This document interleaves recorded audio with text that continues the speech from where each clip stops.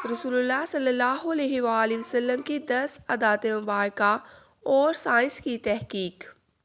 آپ صلی اللہ علیہ وآلہ وسلم پوری حیات طیبہ بیمار نہیں ہوئے تھے۔ نمبر 1، صبح جلدی اٹھنا۔ رسول اللہ صلی اللہ علیہ وآلہ وسلم صبح جلدی اٹھ جایا کرتے تھے، بلکہ ایسی کوئی روایت نہیں ملتی کہ آپ صلی اللہ علیہ وآلہ وسلم کی کبھی تہجد بھی قضا ہوئی ہو۔ سورج نکلنے سے پہلے اور سورج نکلنے کے 1 گھنٹے بعد تک کا وقت آکسیجن سے بھرپور وقت ہوتا ہے۔ آج سائنسی تحقیق کی بنیاد پر بھی صحت کے اعتبار سے 24 گھنٹوں میں سے بہترین وقت ہوتا ہے۔ اس وقت انسان آکسیجن سے بھرپور فائدہ اٹھاتا ہے، جو کہ صحت مند زندگی کے لیے ایک بہترین اور مفید عمل ہے۔ نمبر 2، آنکھوں کا مساج۔ صبح نیند سے اٹھنے کے بعد رسول اللہ صلی اللہ علیہ وآلہ وسلم آنکھوں کا مساج فرمایا کرتے تھے۔ جسم کا پورا نظام 11 سسٹم پر مشتمل ہے۔ نیند سے اٹھنے کے بعد یہ سسٹم بحال ہونے میں 11 سے 12 منٹ لیتا ہے۔ اگر آپ آنکھوں کا مساج کرتے ہیں تو یہ سسٹم 10 سے 15 منٹ میں فوراً بحال ہو جاتا ہے۔ نمبر 3، بستر پر کچھ دیر بیٹھے رہنا۔ رسول اللہ صلی اللہ علیہ وآلہ وسلم بستر سے اٹھنے کے بعد کچھ دیر بستر پر ہی بیٹھے رہتے تھے، اور معمول یہ تھا کہ آپ 3 دفعہ سورۃ اخلاص پڑھتے، جس کو پڑھنے میں 1 منٹ لگ جاتا۔ آج سائنسی تحقیق بتاتی ہے کہ دماغ میں ایک کیپلری ہوتی ہے، جس نے ایک حصے سے دوسرے حصے کے لیے بلڈ کے لیے ایک پل بننا ہوتا ہے۔ اس طرح اس پل کے ذریعے ہمارے پورے دماغ کو خون کی سپلائی بحال ہوتی ہے، جس سے ہمارے تمام اعصاب یعنی پورا جسم کنٹرول ہوتا ہے۔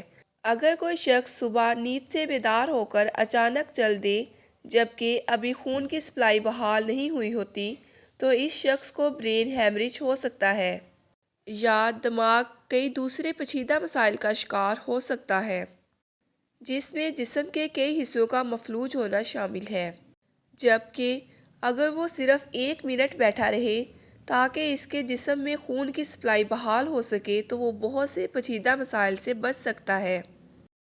یہ باقاعدہ ایک سائنس ہے، اور ایک حدیث مبارکہ کے پیچھے بہت سے پروفیسرز اور ڈاکٹرز کی ریسرچ شامل ہے، جس میں غیر مسلم ریسرچ نے بھی اتفاق کیا ہے۔ ہمیں حضرت محمد صلی اللہ علیہ وآلہ وسلم کی سنت مبارکہ کے مطابق بیڈ پر کچھ دیر بیٹھے رہنا چاہیے۔ اس کا فائدہ یہ ہوتا ہے کہ ہمارا دماغ پوری طرح ایکٹیو ہو جاتا ہے۔ اس سنت مبارکہ پر جہاں بہت زیادہ اجر و ثواب بھی ہے، وہاں صحت کا ایک بہت بڑا راز بھی ہے۔ نمبر 4، آپ صلی اللہ علیہ وآلہ وسلم کی عادت مبارکہ تھی کہ دوپہر کے کھانے کے بعد 1 گھڑی کے لیے یعنی 25 یا 20 منٹ کے لیے لیٹ جایا کرتے تھے۔ اس کا فائدہ یہ ہوتا ہے کہ تقریباً 68% افراد جب لنچ کرتے ہیں تو ان کا معدہ الکحل پیدا کرتا ہے۔ ایسے میں اگر انسان چل پھر رہا ہو تو وہ چکرا کر گر بھی سکتا ہے۔ یہی وجہ ہے کہ آپ ہمیشہ دوپہر کے کھانے کے بعد تھوڑا سا آرام کرتے۔ ہمیں چاہیے کہ آپ صلی اللہ علیہ وآلہ وسلم کی سنت مبارکہ پر عمل کر کے کسی بھی طرح کے حادثے سے بچ جائیں۔ اگر ہم سنت مبارکہ پر عمل نہیں کرتے تو ہمیں صحت کے بہت سے مسائل کا خدشہ رہتا ہے، چونکہ یہ بات آج تحقیقات سے ثابت شدہ ہے۔ اس لیے دنیا بھر کے ممالک میں بیشتر 1 سے 2 بجے تک یا 2 سے 3 بجے تک دوپہر کا وقفہ کیا جاتا ہے، تاکہ لوگ لنچ کے بعد کچھ دیر آرام کر سکیں۔ آج پورا یورپ رسول اللہ کی سنت پر عمل کر رہا ہے۔ پورے یورپ میں دوپہر 1 سے 3 بجے تک وقفہ ہوتا ہے۔ انہوں نے سنت پر ریسرچ کی اور اپنایا۔ آج ہم سے کہیں بہتر صحت کا معیار رکھتے ہیں۔ نمبر 5، کھانے سے پہلے پھل نوش فرمانا۔ رسول اللہ صلی اللہ علیہ وآلہ وسلم نے کھانے سے پہلے فروٹ نوش فرمایا کرتے تھے۔ آپ صلی اللہ علیہ وآلہ وسلم کی عادت مبارکہ تھی کہ آپ کھانے کے بعد پھل نوش نہیں کیا کرتے تھے۔ مختلف پھلوں میں 90 سے 99% پانی کی مقدار ہوتی ہے۔ آپ صلی اللہ علیہ وآلہ وسلم کھانا کھانے کے بعد پانی پینے سے منع فرمایا کرتے تھے۔ جبکہ کھانے سے قبل پانی پینے کی ترغیب دلائی۔ اس لیے مختلف پھل بھی چونکہ پانی کی بہت زیادہ مقدار رکھتے ہیں، اس لیے ان کو کھانے سے پہلے جسم میں اور خاص طور پر معدے اور آنتڑیوں کو توانائی ملتی ہے۔ چونکہ کھانے کو ہضم کرنے میں معدہ اور آنتڑیوں کا بہت اہم کردار ہوتا ہے اور یہ عمل اس کی کارکردگی کو بڑھانے میں مددگار ثابت ہوتا ہے، اور یہ بات سائنسی تحقیقات اور مشاہدات سے ثابت شدہ ہے۔ فروٹس میں موجود غذائیت خالی معدے کو زیادہ فائدہ ہوتا ہے۔ نمبر 6، کھانے کے بعد پانی نہ پینا۔ رسول اللہ صلی اللہ علیہ وآلہ وسلم کھانا کھانے کے بعد پانی نہیں پیا کرتے تھے۔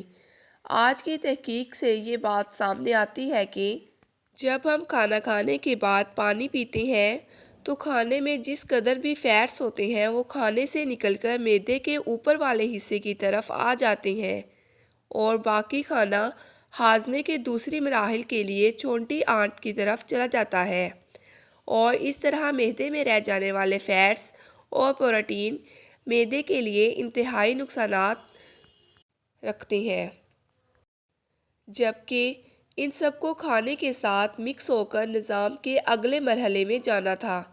ہم نے پانی پی لیا یا پھل کھا لیا تو ہماری صحت کی بربادی کے لیے معدے میں رہ گیا۔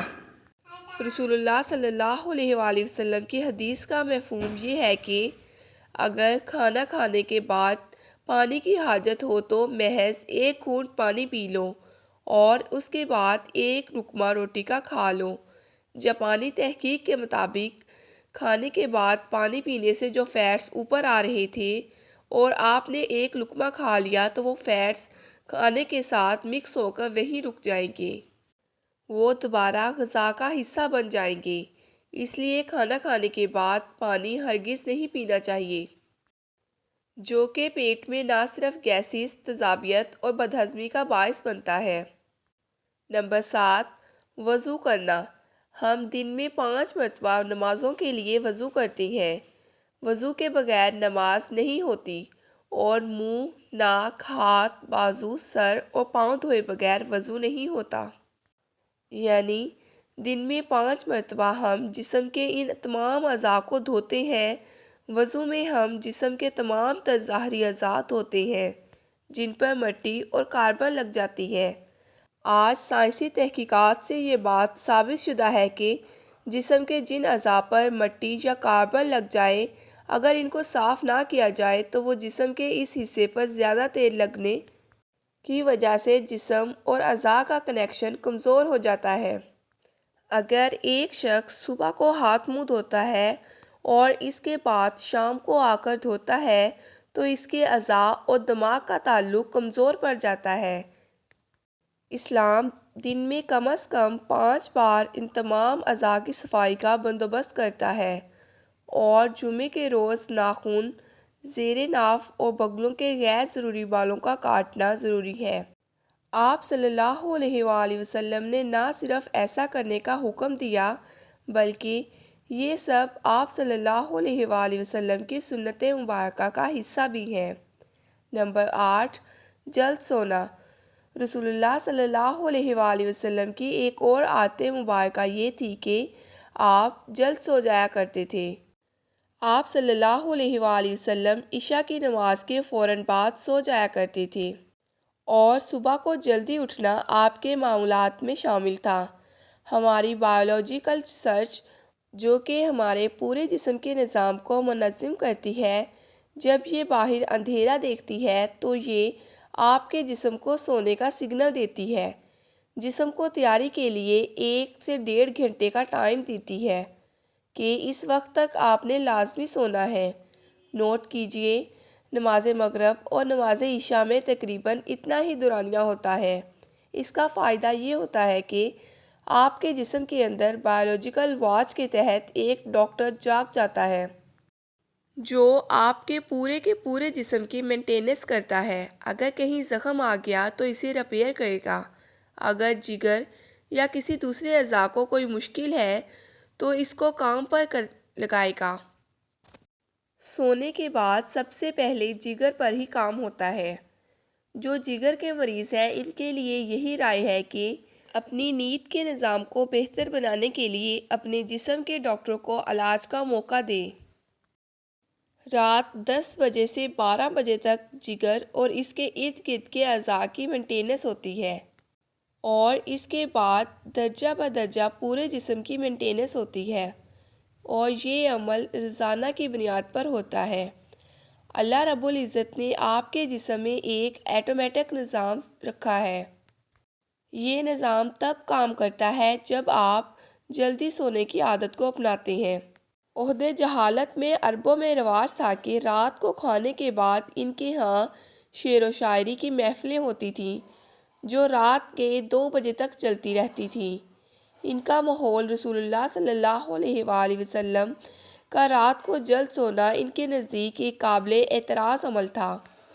یہ تو عہد جہالت تھا، لیکن آج ماڈرن دور کا بھی دعویٰ کرنا ہے کہ ہم مسلمانوں کے ہاں دیر تک جاگنے کو نہ صرف قابل اعتراض سمجھا جاتا ہے بلکہ کچھ حد تک تو قابل فخر سمجھا جاتا ہے۔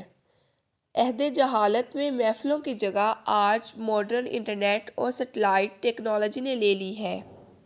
آپ صلی اللہ علیہ وآلہ وسلم کی پوری حیات مبارکہ میں ایک لمحے کے لیے بھی بیمار نہیں ہوئے تھے۔ نمبر 9، مسواک کرنا۔ رسول اللہ صلی اللہ علیہ وآلہ وسلم مسواک کو بہت پسند فرمایا کرتے تھے، اور خصوصاً دن میں 5 دفعہ ہر نماز کے بعد ضرور مسواک کا اہتمام فرماتے تھے۔ اس کے علاوہ جب آپ کسی کے گھر تشریف لاتے یا کسی محفل میں جانا ہوتا تو سب سے پہلے مسواک کا اہتمام کرتے۔ جب ہم کھانا کھاتے ہیں تو دانتوں کے درمیان کھانے کی کچھ نہ کچھ ذرات رہ جاتے ہیں، اور کھانا کھانے کے 1 گھنٹے کے بعد ان میں بیکٹیریا پیدا ہو جاتے ہیں۔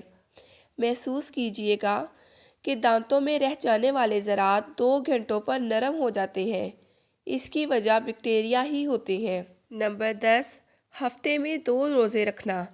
رسول اللہ صلی اللہ علیہ وآلہ وسلم پیر اور جمعرات کے دن روزہ رکھا کرتی تھی۔ جب ہم کھانا کھاتے ہیں تو ہمارے کھانے میں ضرورت سے زیادہ پروٹین اور دیگر فیٹس ہمارے جسم میں زہر کا کام کرتے ہیں، اور روزے کے دوران لگنے والی بھوک ان تمام زہریلے فیٹس کو کھا جاتی ہے، جس کی وجہ سے ہمارا جسم چاق و چوبند رہتا ہے۔ آج سائنسی تحقیقات نے رسول اللہ صلی اللہ علیہ وآلہ وسلم کی تمام سنت مبارکہ پروف کر دی ہیں۔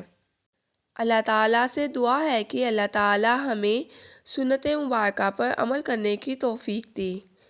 معزز ناظرین، کومنٹ باکس میں آمین ضرور لکھیے گا۔